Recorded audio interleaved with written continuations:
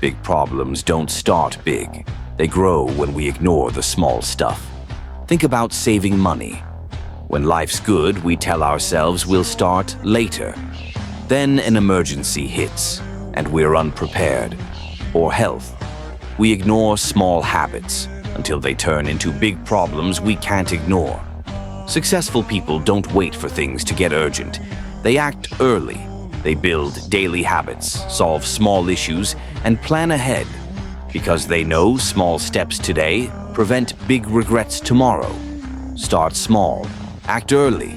That project, that dream, that goal, it grows with every step you take now. Don't wait for hard times to teach you. Prepare in peace, so when difficulty comes, you're already ready. Lao Tzu said, "Plan for what is difficult while it is easy. Do what is great while it is small."